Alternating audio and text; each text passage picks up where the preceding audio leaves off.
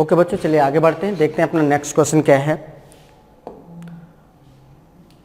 ए और बी किसी काम को 10 दिनों में कर सकते हैं। बी और सी मिलकर उसी काम को 15 दिन में, जबकि सी और ए मिलकर उस काम को 20 दिन में कर सकते हैं।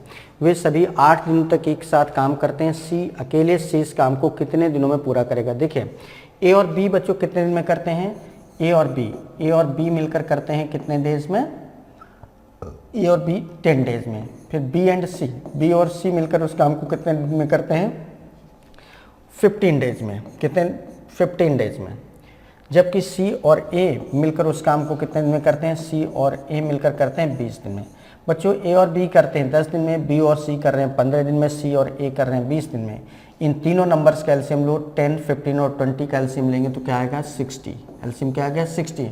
और जो एलसीएम आता है इसको हम लोग क्या करते हैं टोटल वर्क। तो कुल काम कितना है 60 यूनिट टोटल वर्क है। ए और बी 10 दिन में 60 काम करते हैं, इसका मतलब एक दिन में कितना काम कर रहे होंगे 6 यूनिट।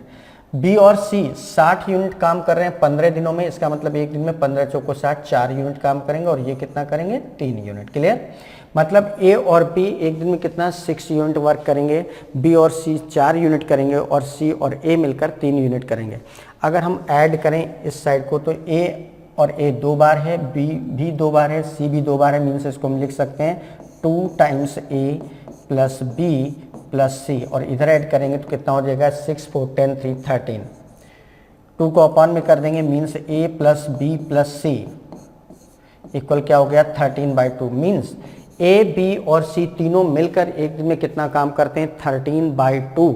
और क्वेश्चन में बोला गया है कि सबने मिलकर कितने दिन काम किया है 8 डेज। तो बच्चों अगर सब मिलकर एक दिन में 13/2 वर्क करते हैं तो 8 डेज में कितना काम हुआ होगा। 8 से क्या कर देंगे मल्टीप्लाई, तो ये हो जाएगा 13/2 इंटू 8। 2 4 जा 8, 13 4 जा 52 वर्क हो गया। बच्चों 52 वर्क हो गया, जबकि टोटल वर्क था 60। 52 वर्क हो गया तो रिमेनिंग वर्क कितना बचा होगा 60 - 52। 60 - 52 मीन्स 8 यूनिट। इतना वर्क कराना है। ये वर्क किससे कराना है अकेले सी से। अब अकेले सी का काम तो पता नहीं है, तो एक काम करो, देखो हमें ये पता है कि तीनों मिलकर एक दिन में 13/2 वर्क करते हैं। इसमें से अगर ए और बी का काम हटा दें, ए और बी एक दिन में कितना वर्क करते हैं 6, तो इसमें से 6 वर्क अगर हटा दें तो सी का वर्क आ जाएगा।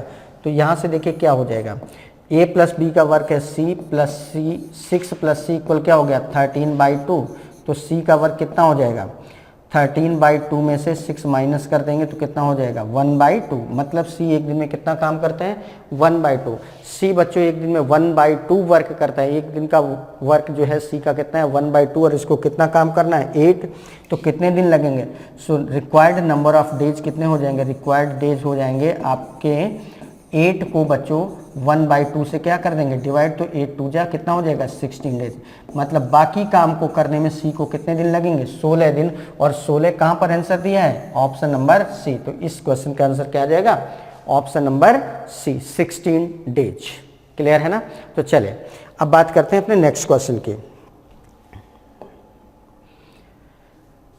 A man gets a discount of 30% and then 20% on his food bill. How much equivalent single discount does he get? एक व्यक्ति अपने भोजन के बिल पर 30% और फिर 20% की छूट प्राप्त करता है। उसे कितने प्रतिशत के समतुल्य एकल छूट प्राप्त हुई। चलो देखो बहुत आसान है। अगर हम उस वस्तु की एमआरपी क्या ले लेते हैं 100 रुपीज़। एमआरपी क्या है 100, एमआरपी है 100, तो पहले 30% की छूट दी गई। तो 100 पर 30% की छूट, तो 100 का 30% बच्चों कितना होता है 30 रुपीज़ कम हो गए। मतलब अब उस चीज़ की कीमत कितनी बची होगी 70। अब इसके बाद 20% की फिर से छूट दी गई, तो 70 का 20% अगर हम देखें तो 70 का 20% कितना होता है 14। इसमें और कम हो गए तो कितना हो गया 56। मतलब 100 रुपीज़ की चीज़ के उस कस्टमर को कितने रुपीज़ पे करने पड़ रहे हैं 56। 100 रुपीज़ जिस पे लिखा था फाइनली पेमेंट करना पड़ रहा है 56 का, तो कितना कम हो गया 100 -56 मीन्स कितने रुपए कम हो गए छूट के नाम पर? 44 रुपए। और जो 44 है वो 100 रुपए का क्या है? 44% ही तो होता है। तो इक्विवेलेंट जो डिस्काउंट बनेगा वो क्या बनेगा? 44%, जो कि ऑप्शन नंबर ए में दिया। तो इस तरीके से इस क्वेश्चन का आंसर क्या हो जाएगा बच्चों? 44%, that is option number A. फिर से समझ लो, 100 रुपीज़ MRP थी, इस पर पहला जो डिस्काउंट था वो 30% का था, मतलब 100 रुपीज़ की चीज़ पर जब 30% डिस्काउंट दिया गया होगा तो इसकी कीमत क्या रहेगी? 70%। अब इसके बाद 20% का फिर से डिस्काउंट, तो 70 का 20% निकालेंगे तो 14 आएगा, मतलब 70 रुपये में 14 रुपये और कम हो गए। तो अब कितने रुपए बचे होंगे देने के लिए? 56 रुपये। मतलब दोनों डिस्काउंट के बाद कस्टमर को कितने रुपए देने पड़ रहे हैं? 56 रुपये, 56 रुपीज़। 100 रुपये की चीज़ के 56 रुपये देने का मतलब उसको छूट कितनी मिली? 44 रुपये की।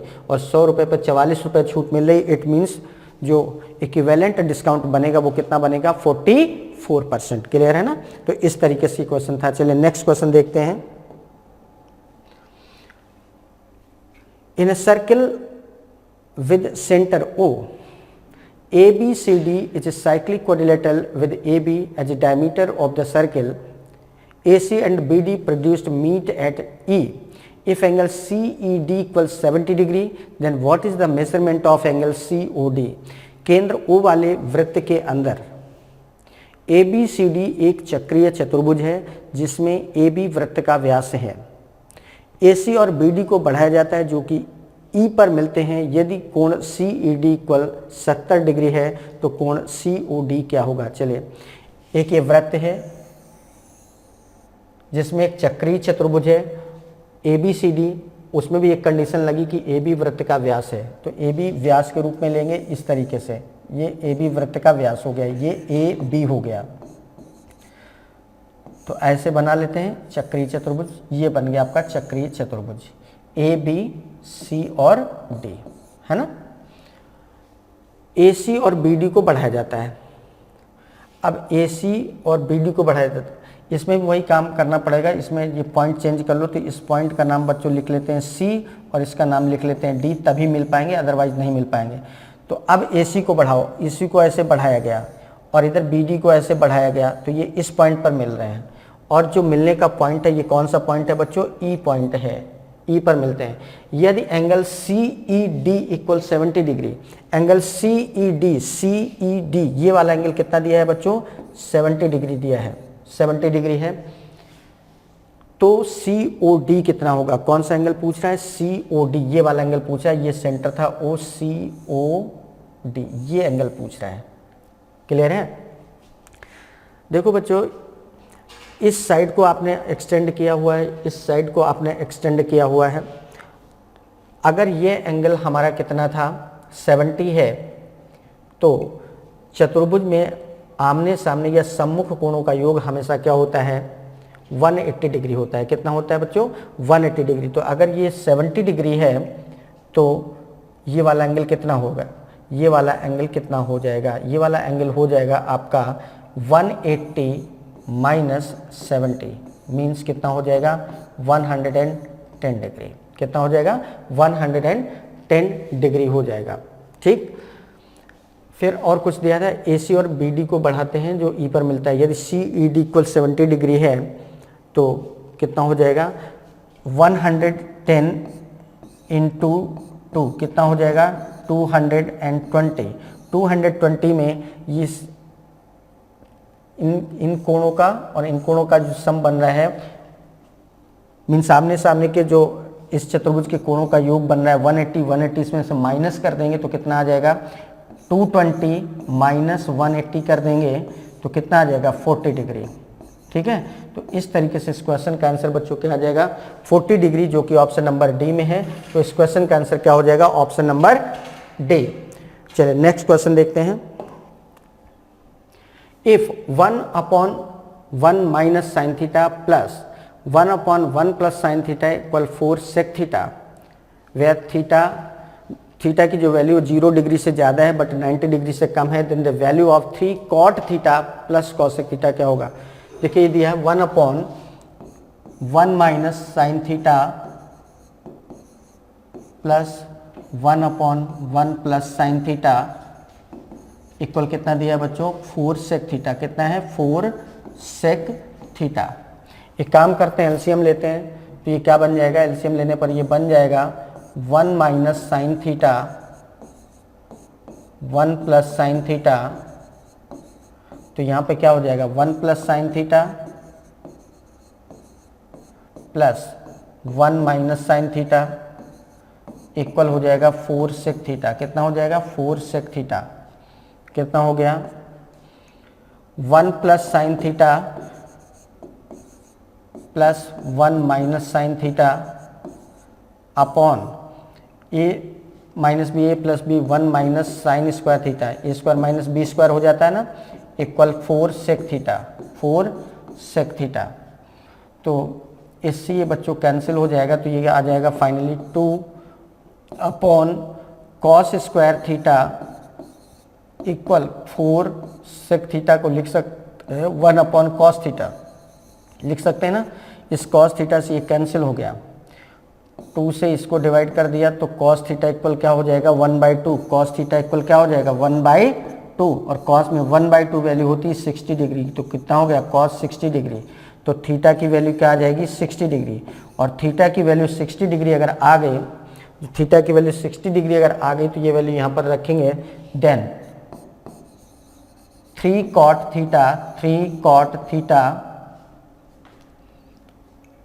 प्लस कॉसेक थीटा, तो कितना हो जाएगा 3 इंटू कॉट थीटा, मतलब कॉट 60 tan 60 की वैल्यू √3 होती है, तो कॉट 60 की वैल्यू 1/√3 हो जाएगी, प्लस साइन 60 की वैल्यू √3/2 होती है, तो ये 2/√3 हो जाएगा, तो कितना हो जाएगा 3/√3 प्लस 2/√3 मीन्स 5/√3। 5/√3 को रैशनलाइज कर लेंगे तो √3 से ऊपर नीचे मल्टीप्लाई कर देंगे, कितना हो जाएगा 5√3/3। तो इस तरीके से जो आंसर आएगा वो क्या आ जाएगा ऑप्शन नंबर ए। क्लियर है, ये था आपका 5√3/3 option number A. Next question देखिए क्या है, 4 अलग अलग संख्याएं दी हुई हैं, उनमें से पहली 3 संख्याओं का औसत चौथी संख्या का 4 गुना है और सभी 4 संख्याओं का औसत 52 है। पहली 3 संख्याओं का औसत क्या होगा। ये 4 संख्याएं हमारी ए, बी, सी और डी। कह रहे हैं इनमें से 3 संख्याओं, पहली 3 संख्याओं का average means a plus b plus C upon 3 बराबर है उनमें से पहली 3 संख्याओं का औसत। पहली 3 संख्याओं का औसत क्या होगा ए प्लस बी प्लस सी, चौथी संख्या का 4 गुना, चौथी संख्या क्या है 4, इसका 4 गुना तो 4D हो गया, means a plus b plus C equal 4 into 3 12D हो जाएगा। कितना हो जाएगा 12D। अब चारों संख्याओं का औसत कितना दिया है 52, means a plus b plus c plus d upon 4 equal क्या हो गया 52। तो इससे a plus b plus c plus d की वैल्यू क्या आ जाएगी 52 इंटू 4 करेंगे 208 आ जाएगा। कितना आ जाएगा 208, जिसमें से a प्लस बी प्लस सी की वैल्यू क्या दिया है 12D, तो 12D प्लस डी इक्वल क्या हो गया 208, मीन्स 13D की वैल्यू क्या आ गई 208। तो d की वैल्यू क्या आ जाएगी बच्चों 13 कम 13, 7 बचेंगे 13 इंटू 6 78, d की वैल्यू क्या आ जाएगी 16। d की वैल्यू 16 आ गई तो हमसे क्या पूछा गया है what is the average of first 3 numbers.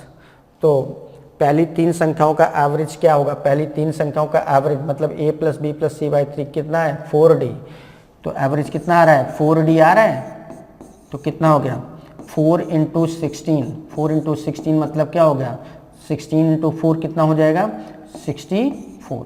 तो इस तरीके से इसका आंसर क्या आ जाएगा 64, जो कि ऑप्शन नंबर डी में दिया है। ठीक है, तो इस क्वेश्चन का आंसर बच्चों क्या हो जाएगा ऑप्शन नंबर डी। नेक्स्ट देखते हैं सिंप्लीफिकेशन। 7/5 डिवाइडेड बाई 7/10 ऑफ 3/4 है ना, divided by 4/9 minus 7/16 divided by 10 1/2 into 7 1/5 into 5/12 है ना। चलिए सॉल्व करते हैं। इसको लिख सकते हैं बच्चों 7/5 इंटू 10/7 इंटू 3/4 लिख सकते हैं ना, और इंटू 9/4 हो गया, माइनस इसको लिखेंगे 7/16 इंटू, ये बन जाएगा 10 दूनी 20 है, 21/2, 21/2 से डिवाइड करना है तो 2/21 हो जाएगा, 2/21 इंटू 7×5 = 35, 36/5, 36/5 इंटू 5/12। क्लियर। अब सॉल्व करो, इधर ये 7 से 7 कैंसिल हो जाएगा और कितना हो जाएगा, और तो कोई कैंसिल होगा नहीं, तो ये हो जाएगा आपका 10 3 जा 30 इंटू 9 अपॉन 5 को 20 इंटू 4 80 माइनस कितना हो जाएगा, 7 से डिवाइड किया 3 और ये इधर कितना हो जाएगा बच्चों, 12 से डिवाइड किया 3 से ये वाला 3 कैंसिल हो जाएगा, तो ये ऊपर बच जाएगा 5 2 जा 10 और 16 पंचे 80, ये आ गया कितना हो जाएगा, 30 इंटू 9 270/80 माइनस 10/80, तो कितना आ जाएगा 270 माइनस 10 260/80, 260/80, 1 0 1 0 कैंसिल, 4 से डिवाइड करेंगे, 2 से डिवाइड कर लेंगे, 4 से डिवाइड कर लेंगे, कितना आ जाएगा 13/4 है ना। तो इस तरीके से आंसर आ जाएगा 13/4 और 13/4 बीच में, तो इस क्वेश्चन का आंसर देख लो एक बार, फिर से चेक कर लेते हैं। 13/4 ये आ जाएगा इतना, ये 10/4 10/4 इंटू 9/4 और ये हो जाएगा आपका, यहाँ पर सॉल्व करते करते इस तरीके से आ जाएगा, और ये इधर भी 3 छूट गया तो 3 इंटू 13/4 कितना आ जाएगा फाइनल आंसर 39/13 3 39/4 13 इंटू 3 13/4 था ये, तो कितना होगा 39/4। इस तरीके से इसका आंसर क्या आ जाएगा, option number B. Next question देखते हैं। यदि किसी त्रिभुज के कोणों में से एक का 64 डिग्री है तो अन्य दो आंतरिक कोणों के समद्विभाजक के बीच का कोण क्या होगा। यदि किसी त्रिभुज के कोणों में से एक 64 डिग्री है तो अन्य दो कोणों के आंतरिक कोणों के समद्विभाजक के बीच का कोण क्या होगा। एक ये ट्रायंगल है, इसमें ये कोण मान लिया कितना है 64 डिग्री है, तो शेष दो अन्य जो कोण बचे उनके आंतरिक कोणों के समद्विभाजक, आंतरिक कोण, ये आंतरिक कोण इसका समद्विभाजक ये जाएगा, इसका समद्विभाजक ये जाएगा, के बीच का कोण होगा, ये बताना है ना, ये बताना है। तो कितना हो जाएगा ये, देखो बच्चों एक थ्योरम होती है, ये जो एंगल हमारा निकलता है, मान लो ये ABC है, ABC है, ये D है ना, तो एंगल BDC इक्वल क्या होगा, BDC इक्वल होगा 90 प्लस एंगल A/2 होता है। तो 90 प्लस एंगल A कितना दिया 64, 64/2 कितना हो गया 90 प्लस 32 कितना हो गया 112 डिग्री, कितना आ जाएगा 112 डिग्री, 112 डिग्री। तो इस क्वेश्चन का आंसर क्या हो जाएगा 112 डिग्री। हमेशा ध्यान रखना जैसे जब कोई ट्रायंगल होता है उसमें ये इस कोण का समद्विभाजक इस कोण का समद्विभाजक मिलाते हैं, तो जिस पॉइंट पर मिलते हैं उस पॉइंट पर बनने वाला जो कोण होता है, मतलब ये वाला कोण हमेशा कैसे निकलता है 90 डिग्री प्लस एंगल A/2, इसका आधा कर देते हैं, आधा उसमें जोड़ देते हैं। तो इस तरीके से इस क्वेश्चन का आंसर क्या आ जाएगा 112 डिग्री, ठीक है ना। किसी वस्तु की कीमत में 36% की वृद्धि हुई और क्रय की गई मात्रा में 30% की कमी हुई, तो वस्तु पर व्यय की गई राशि में कितने प्रतिशत। देखो इधर 36% की वृद्धि हो रही है, उधर 30% की कमी, तो वृद्धि को हमेशा प्लस में लिखते हैं, इसको माइनस में, फिर प्लस माइनस का मल्टीप्लाई माइनस होता है, दोनों का मल्टीप्लाई 36 इंटू 30/100 कर दो, यही आपका आंसर होगा। तो 36 माइनस 30 कितना हो गया 6 माइनस ये हो जाएगा 36 का 108/10, 108/10 मतलब 6 माइनस 10.8 हो जाएगा। 6 में 10.8 करोगे तो माइनस का 4.8 आएगा, माइनस का 4.8%, और माइनस का मतलब होता है लॉस, डिक्रीज। तो 4.8% का क्या हो जाएगा, डिक्रीजमेंट। 4.8% की क्या हो जाएगी, कमी। बढ़ने वाली चीज़ को प्लस में लिखते हैं, घटने वाली चीज़ को माइनस में लिखते हैं। ये प्लस हो गया, ये माइनस, फिर बीच में माइनस, क्यों, क्योंकि एक प्लस है एक माइनस, प्लस माइनस का मल्टीप्लाई माइनस होता है, माइनस। फिर दोनों नंबर्स का मल्टीप्लाई कर दिया, डिवाइड बाय 100 कर दिया, तो इधर आ जाएगा 6 माइनस 108/10, तो 6 माइनस 10.8, तो इस तरीके से माइनस का 4.8 आ गया। और माइनस का मतलब हमेशा क्या होता है, कमी, डिक्रीजमेंट। तो यहाँ पर 4.8% का क्या हो जाएगा, कमी हो जाएगी। अगला क्वेश्चन देखते हैं।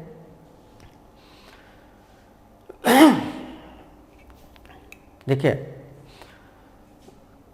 ये जो क्वेश्चन लिखा है इस तरीके से ये सेट है, बता दे रहे हैं इसमें क्या करना है। ये x³ माइनस 8 लिखा है।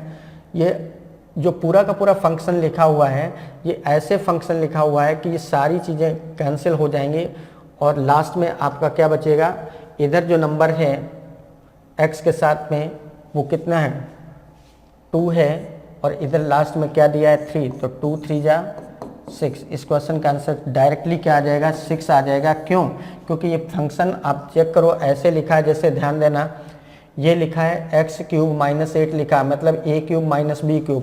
x³ माइनस 8 है ना, x³ माइनस 8 मतलब ये लिखा है x³ माइनस 2 का क्यूब, है ना।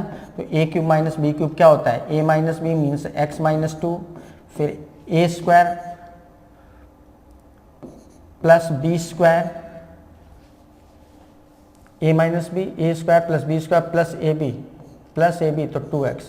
अब ध्यान दो x माइनस 2 नीचे कहीं आएगा, और ये क्या लिखा है, x² प्लस 2x प्लस 4, ये आ रहा है ना।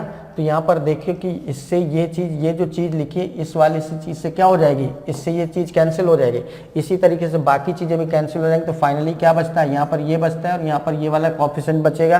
तो 2 into 3, इस तरीके से इस क्वेश्चन का आंसर डेफिनेटली क्या आएगा, 6। ठीक है, तो ये आपका क्वेश्चन हो गया। एक वस्तु का अंकित मूल्य 400 रुपये है। अंकित मूल्य पर 20% की छूट देने के बाद एक दुकानदार 32 रुपये का लाभ कमाता है, उसका लाभ प्रतिशत कितना है। तो देखो 400 रुपये है, 400 रुपये पर 20% की छूट देता है, इस पर 20% की छूट दी गई। 20%, 400 का 20% कितना होता है बच्चों, 400 का 20% 80 रुपये। तो कीमत कितनी बची होगी, 80 रुपये कम कर दो, 320 रुपये। और जब 320 रुपये उसको मिलते हैं तब भी 32 रुपये का लाभ कमाता है। मतलब चीज़ की जो CP रही होगी वो कितनी रही होगी, 320 में 32 माइनस कर देंगे। 320 में क्या कर दिया, 32 माइनस कर दिया, तो कितना बचा, 320 में 32 माइनस करोगे तो 288 आएगा।